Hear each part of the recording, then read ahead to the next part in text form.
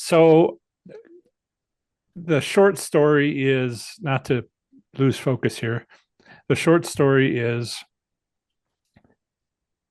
I'm building a business, your author platform, for which this interview is for. And I've been researching stuff I knew, stuff I'd done, but I want to make sure I was, up on the latest. And I've been writing articles. And on Tuesday last week, I put my Professor Slots hat on. Where is it? And I thought, this changes everything. I was unable to do enough research to keep things going. Oh, okay. But with all the efficiency that's come out with these tools and stuff, I was like, why don't I just automatically jump to 53,000 subscribers on YouTube? Yeah, okay. 12,000 email subscribers, Okay. 35,000 Facebook followers. Sure, they haven't heard from me, Yeah, why not? but I can do stuff. Okay. So I turned my courses back on, starting my next advanced course. So far, five people have signed up, each for $250. Uh, Hell yeah, that's awesome. Congratulations. well, so that was a week ago. So a lot has happened. Okay. Yeah, I will tell you more when we meet next time, Okay. uh, because I don't want you to go, oh, what? Yeah. Have you heard the words digital nomad? Yes. Yay. Either in 6 months, 1 month, or next week. You're like, okay. Okay. Yeah. That's a big deal. Um, I'm really excited. Yeah. One of That's one of the best ways I can grow my channel is to do something unique, which uh-huh. is, as a professor, as an engineer, give them my experience, Okay. engineer eyes, and of the casino. Basically, it's called a casino audit, Okay. and show me what you got, and Yeah. I'll respond. In the course is one of the features. It's a community app, Okay. and yeah, I'm so here we are, and we're going to do this. Okay. We are. We're doing it. We made it happen. Um, yes. Yeah, I just posted my most recent video on YouTube for the other channel, and I'm like, John, right? Okay. Um, so what's going to happen is, once this is over, it takes as long as it takes. Um, yeah, and I may or may not have a live stream on Saturday. Okay. Um, and depends on how things are going. Okay. And the video I just uploaded might get me 10 more signups. And Okay. so I'll be like, no, I'm staying. um, so there's a lot going on. But I will send you the link when I upload it to YouTube. Okay. Perfect. I'll make it, I want to make it a live stream, play the video in the live stream. Okay. Uh, I may upload it as a recording Okay. directly Okay. instead of doing a live stream. Okay. I play the video as part of the live stream. Um, and then I will do an audio intro and outro to it, and make it a podcast. Okay. Cool. Nice. And then I might make a bunch of shorts. Okay. Sounds good. Yeah. Chop it up. Use it. Yeah. And so if you are interested in any of that, perhaps the video of just this conversation might be, if you were to put it up on your links, that might be the one you would use. Okay. Okay. Okay. That Okay. makes sense. All right. Sweet. Great. Yeah. So, I'm being such a businessman. You are being very thorough, and I appreciate that. Thank you. I should have stopped by and picked up a sticker. Oh, I'm like, I wish I could hand it to you through the camera. That would get a lot of views. It would. That was Yeah. crazy.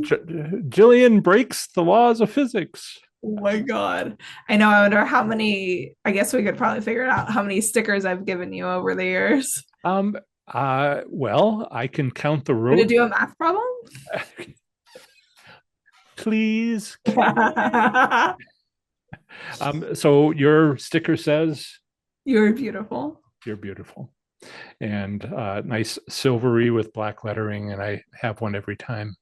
And it has been, I've known you for gee, I got here 3 years and maybe 6 months ago. I probably met you 3 years and 4 months ago. That Uh, sounds right. I've been following you. That came out poorly. I know what you meant. I hope everybody else does. Um, True. uh, you were at a business that wasn't yours. You upgraded from a chair to a room, and then you got the heck out. Uh, so tell me how you got started. I want to talk to people about your community and how you grew it. You know, go as far back as when there was zero. And I also have up your foundation, your newsletter for 2025. We can take a look at. So those are the two things I think my audience would be interested in. How did you grow a community? How large is it? I know it's just everybody's so active, but please speak. Yeah, thank you. I'm so happy to be here. This is really fun. Well, I mean, should I start like from the when I was a wee lad, or should we You know, start? I wondered, you know, how far it went back. You know, I think that people who do these things are people who do these things. It was that way for me. No one told me, but looking back, Yeah. I truly feel like it started when I was a young girl. I had a really sweet, lovely upbringing. I had two parents that really deeply cared and really. like, I know, I'm sorry. so sorry. No. I don't begrudge you it. Um, and they really made like my creativity blossom, and they nurtured all the little weird aspects that I kind of would show that I would be, and they're like, well, let's nurture that, let's see what happens. And How uh, wonderful. yeah, it truly, I'm so grateful to my lovely parents. I was also a Girl Scout for 9 years, and I don't know if I give it enough credit. My mom really wanted me to be a Girl Scout, and uh, the only way to make that happen was her being a leader. And so my mom was the Girl Scout leader, and then we had a troop of, I think it was like 12 or 13 girls, and I learned so many skills in those 9 years of community give back, of sharing, of being together on a team, of camping, of, you know, like there's the list goes on and on about what Girl Scouts did for me. Yes, I was a Cub Scout Yes. Okay. at a very young age, and I mean the normal age. And you know, I look back, like you said, I don't give it enough credit. Yeah. Yeah. Yeah. It was really, really special. I'm really glad my mom did that for me. I know it was really hard with her working a full-time job, and I can't imagine what she sacrificed for that. And so I'm really grateful for all that she put into that. And I think it kind of plays out to who I am now. And so that happened. I stopped being a Girl Scout when I was probably around 15 years old. It kind of like everything kind of fizzled out when we all turned teenagers. And then, yeah, if it didn't, it would have been weird. yeah, right. It was just like, oh, there's like three of us left. Let's stop. And then I kind of just knew I wanted to be a hairstylist. I kind of was just like saying like, hey, like this is what I'm attracted to. I was really good at braiding my friend's hair. I was always everybody, Jillian's a hairstylist, but so much more. I know. I'm like, where do we begin? So I was like, I want to be a hairstylist. Great. So again, my parents were like, great, that's what you'll do. And they supported me in that. So that was kind of like the goal or the trajectory. And then I, in high school, took a class called, it was called Critics of Society, which it didn't really match what we were doing. They later changed it to Cornerstones. And it was, it was an English class. And it was an opportunity to do English in a more creative way. So it was like more like writing about our experiences of being a human being. And then everything that we took. Some of my audience is going to just like, oh, that's me. That's me. Yeah, I know. So everything that we are and everything that we wrote about and that we shared about, we were like, how can we take that and give it back and make something beautiful for the world? And so that's truly what the class was. And it was life-changing. I'm still in contact with one of the teachers to this day, and I tell him all the time how grateful I am for that class. And it was, I don't know, really pivotal at like 17 years old to be reflecting on my impact on the planet and humanity. So then I went to hair school and did that. I learned how to do hair, and fast forward a couple years, and I started volunteering doing hair on my days off for the unhoused community. And it ended up being like my favorite days because I was like. And so we're in Reno, Nevada, which at that time I was in Santa Cruz. In Santa Cruz. And so there are the unhoused here. Yes. Just so I'm talking to everybody. And it's a situation, and it is a certain dynamic. There are attempts to care for them, attempts for them to resist. I just want to, let everybody know. Yes. So I worked with a program in Santa Cruz for the people that were trying to get out of that.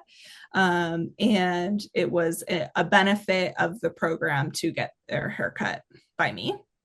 Not me, but like get a haircut. I'm not that amazing. Oh, not yet, but okay. Yeah. Not at the time. And then alongside that, I was taking a artist immersion program, exploring what beauty is and what it is that makes you beautiful. So I started the beauty project as a research project, asking what is beauty and what is it that makes you beautiful. And I asked 50 people about those questions.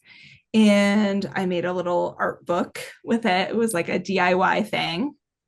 And then I presented it to my Santa Cruz community. And again, alongside of that, I was doing these haircuts. And those were the days that I was experiencing the most beauty. It was like these moments of humanity where gratitude was the loudest, and just simple touch, like touch of the scalp, touch of the hair. As a hairstylist, we are allowed to touch people. And right, which is, I hadn't realized you get to touch people. I do. I touch people all day for my job. And a lot of people, you're legally not allowed to touch people, right? Yeah. And so it's definitely a very magical vulnerable experience, and I take it really seriously, and I find it really sacred. And so during that time, I was just finding that I was finding the most beauty in those days and those clients, but it also led to burnout. Like there's only so many days I can work on my days off, and Santa Cruz is a really expensive place to live. So ultimately, I ended up stopping that, and I moved, and then the pandemic happened. But there was a seed that was planted there. Part of the progression of life. Yes. So I'm asking for my audience here. I'm trying to think of the questions that they're most interested in. Do you still have that art book? I do. Yeah. It's actually at the salon if you want to look at it. Well, I'm wondering if you should publish. I don't know how to do that. I do. I know. I'll be happy to. I've got an article on that coming out. I know the guy. Yes. It is. It's possible. It is possible. Well, I mean, so think about how it would fit. Mm-hmm. You know, something to how it would fit your audience. It sounds so great that I just would be ashamed if it wasn't shared. That's my general feeling about it. Thank you. I appreciate that. Yeah. Next, left Santa Cruz. So I left Santa Cruz, and then I was traveling, and then the pandemic happened. And then you weren't. And then I was not. And then during the shutdown, I'm a busybody. I need something to do. And so I interviewed hairstylists and salon owners and nail techs, these same kind of questions, but it was like the beauty industry's version of what beauty is. And so I thought that was really interesting. So again, research project. And then I moved to Kansas City. Huh. I know. I've been my daughter goes there, and her husband travels with her whenever she goes to Kansas City for the meats. For the meat. Yeah, they love their barbecue. They do. They sure do. I'm not. Don't tell anyone. No. Don't tell anyone. Okay. What don't you want me to tell people? You're gonna come for me. I don't like barbecue. Well, there's doing it right. I lived in Iowa, and apparently you have fresh pork on which you might put a dollop of sauce. Okay. Not mix it all together. See, I'm not a big fan of sauce, so maybe the dollops is. Well, the dollop means you don't have to have a dollop, but if they just pour it and then mix it and then say, give you some on a bun, it's just like, what is that? And I found out that pork is great without sauce if it's fresh. What the heck? What the heck? Yeah. So I was in Kansas City, and I opened up the first iteration of the Beauty Project Salon. I was in a salon studio, so it was just one chair and it was just me. And doing hair, taking clients, doing the whole shebang, following my dreams. And again, alongside of that, I really wanted to give back. But financially, I was like, I can't volunteer on a day off. Like I'm at the beginning of my business. I can't quite make it work. And so I was talking to another business owner, and we came up with a sliding scale, pay it forward kind of model. Yeah. And so I was like, well, let's just try it. And so I started taking my gratuity, and I transformed my gratuity. I took it all and put it into a savings account. And I told people I was doing this. I said, would you like to pay it forward? And if you would, then that money is going to go to the separate savings account. And then I'm going to give a haircut to another person that maybe can either pay $10 for their haircut or can't pay at all. And then I'm going to pay myself for the full amount later. And so it went so well. It was I would think so. I it mean, was so well received.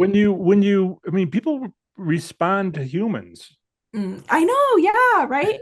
And and we all know how amazing it is to get your haircut. So it's like you just got this haircut. Would like, do you want to give that to someone else? That gift to someone else?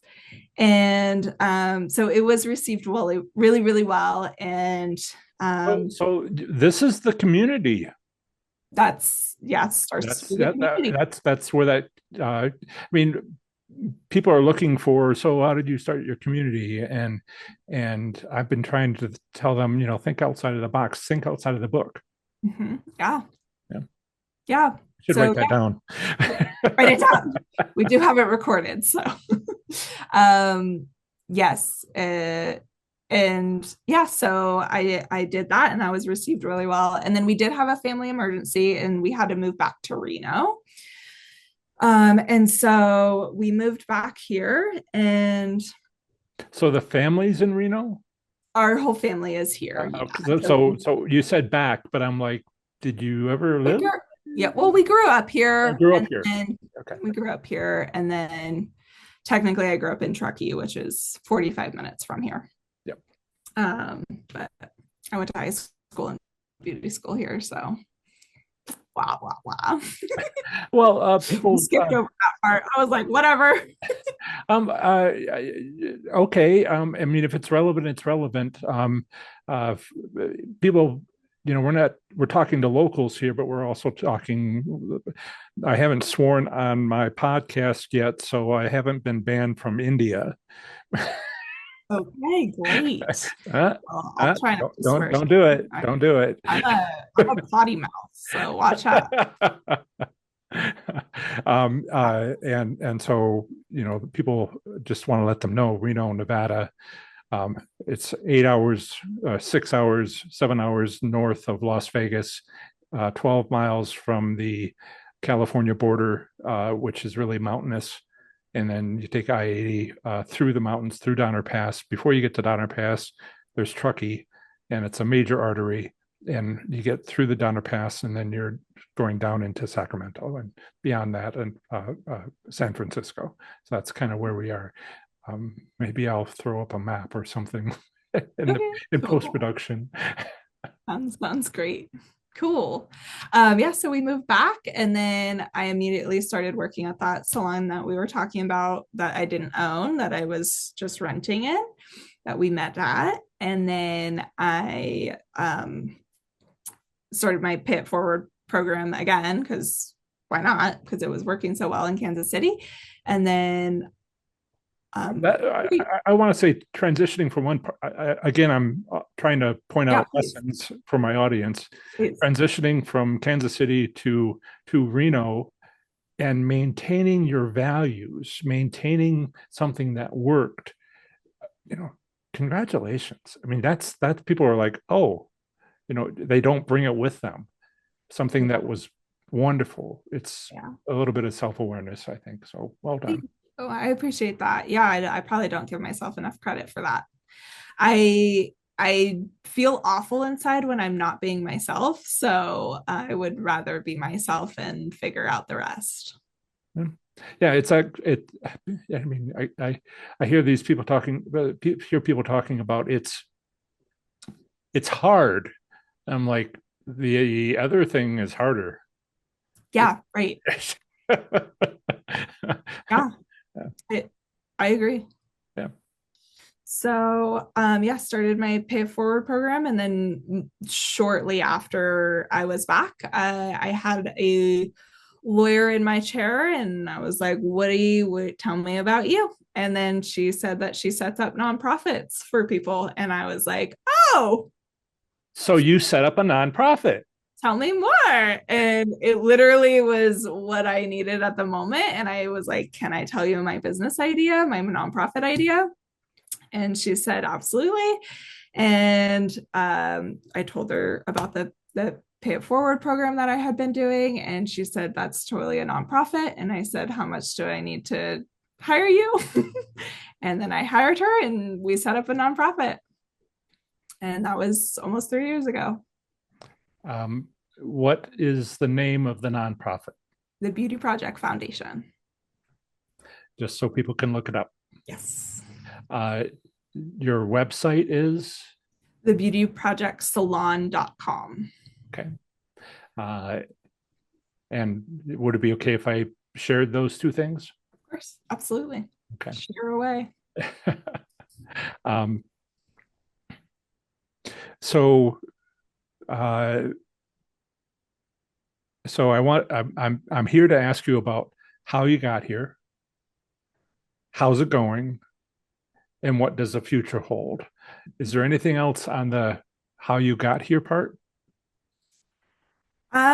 Well, we haven't talked about me acquiring the salon yet. So um that would be the next step of what happened was we started the nonprofit, and then just under a year of me running the nonprofit, we hosted a dance party fundraiser, and it was very successful.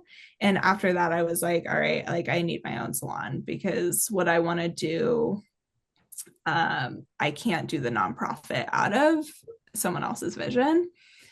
And so I'm not joking. 2 weeks later, the salon that we're in now was offered to me to buy.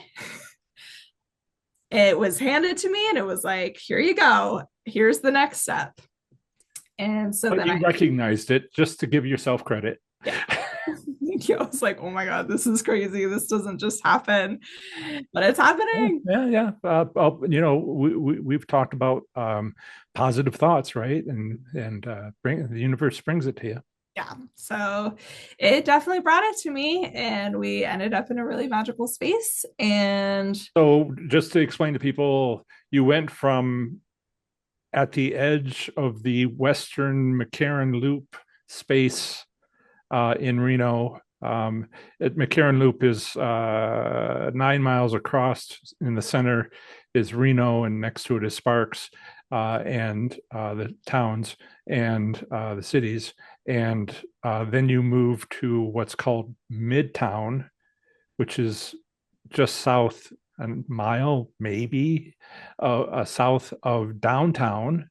And there's Riverwalk between the two, and above downtown is the university, UNR, University of Nevada, Reno. And so you're in the thick of it. we're in it. The walking space, Yes. the small shops. Mm-hmm. Yeah, the cool restaurants, the retail. Yeah, Aaron Bakery is like famous, it is and famous. it's next to you. It's literally the next building. Oh, I mean, this is awesome. Yes, I every day I'm like, I can't believe I get to be here. Yeah, it's really, really incredible. So just sort of establish snapshot today. Yes. So Um, it's been 2 years since mhm. we acquired the salon. It'll be 2 years next month. And so yeah, I run a salon. There's a team of 7 of us, and then we run a nonprofit, and we have 2 hairstylists that we pay, and then esthetician and a massage therapist that work offsite, because we don't have space for that yet. You put it out into the universe, and I'm sure it heard. Yes. So that's my daily. It's a little wild, but we're making it work, and I love it a lot. And it's definitely the hardest thing I've ever done, and a dream come true at the same time too. Before we look to the future, one thing, you sent a newsletter, Yeah. which I would like to share. Yes, please. And I think that is what I want to share. Um, can you see that? Yes. Okay. So this is your 2025 Impact and Financial Report. People can read that. And is there any place you'd like me to point out? 18 active beneficiaries cared for. Yeah. I think the biggest thing to point out is the 23% growth. I was actually shocked by that. I didn't know it was going to be that high um, from the year prior. And we had grown a lot from the year before that, even. So, Um, um, uh, yeah, good luck. Hold on tight. I'm holding on. Got my seatbelt fastened. Um, Yeah, so that was definitely something to celebrate, and we're doing it. So this is the nonprofit. just wanted to scan this for people. Yeah. So let's see. Um, yep. Oh, I have your letter that you Oh, will you read it? right here. And oh, there's a sticker. Ah, yay. Yeah, Uh, those are, you can find those at yabsticker.com, and you can buy them in bulk, which is what I do. I buy 1,000 at a yeah, time. bulk, but in bulk is great. Yeah. Yeah.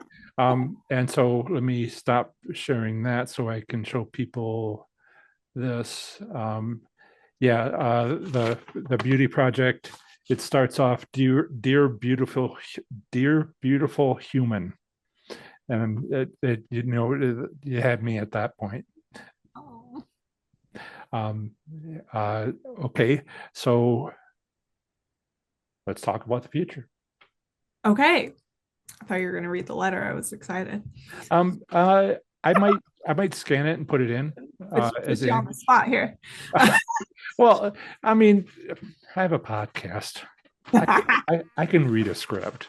I'm just kidding. Dear beautiful human, welcome to the Beauty Project. Whether it's your first time here or 100th time here, we're so glad you are here. This space was created with a purpose far beyond hair. It was born from the belief that beauty and self care are not luxuries, they are vital tools for empowerment, healing, and connection. Beauty is powerful, and we encourage you to take this power back, no longer allowing what we were sold and told it to be, and claiming what it is for you, whether you're here as a regular paying client or on our scholarship program for an event, a haircut, a moment of rest, or a fresh start. You are part of something powerful. The Beauty Project started as a dream to build a space where every person feels seen, celebrated, and supported. As a hairstylist and the founder of this salon and nonprofit, I've seen firsthand how something as simple as a haircut or a conversation can help someone reconnect with themselves. In a world that so often asks us to shrink or hide who we really are, we believe in creating space for you to take up room and feel good doing it. Our mission is about more than hair, it's about community and connection. Every appointment, every product purchased, every donation or act of kindness keeps support help support our dreams in making the beauty industry a welcoming space. Your support helps people in our local Reno community who are facing financial hardship and need access to vital beauty and wellness services. We exist to remind people of their value and to restore dignity, joy, and confidence one human being at a time. Thank you for choosing to be here. By supporting the Beauty Project Salon and Foundation, you're not just supporting a small local business and nonprofit, you're part of a movement to reimagine beauty as a tool for connection, care, and change. We're honored to be part of your hair journey. With gratitude, Jillian Rose, founder, stylist, and visionary beyond the Beauty Project Salon and behind the Beauty Project Salon and Foundation. So for everybody, my fans, you know, there was a line here that I wanted to go back to. They are vital tools for empowerment, healing, and connection. What was the other part that I wanted to talk about?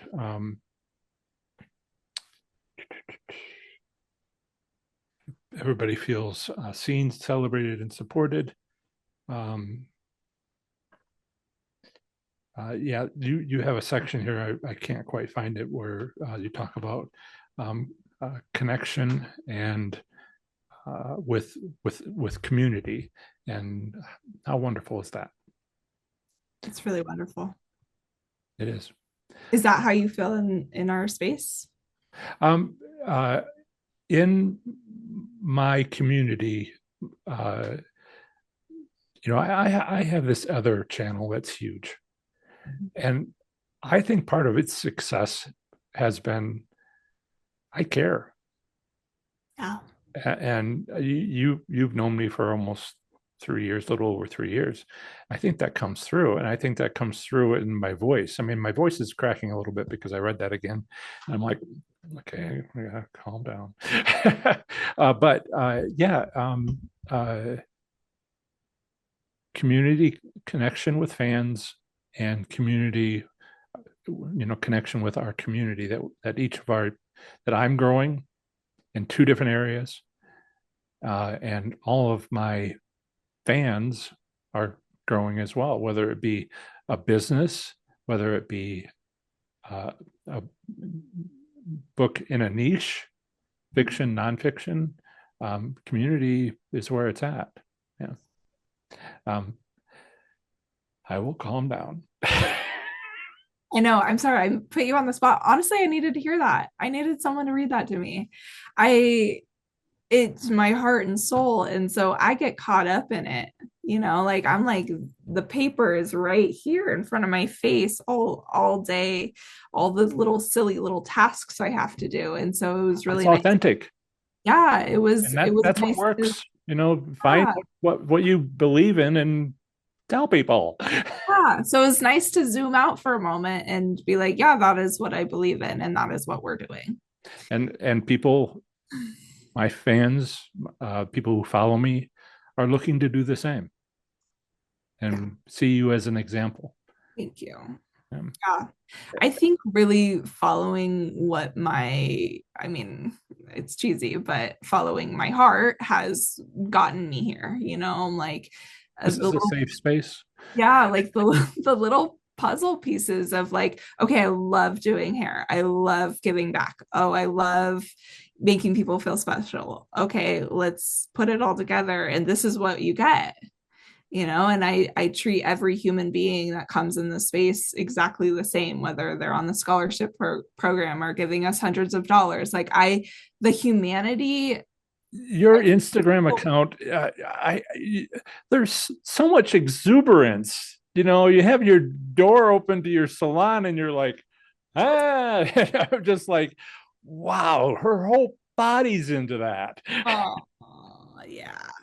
It's definitely my heart and soul. It is, again, it is so much work. And It is, but it's also, when you're just doing it for the money, you yeah, burn out. yeah. Yeah. It doesn't work if you're just in it for the money Yeah.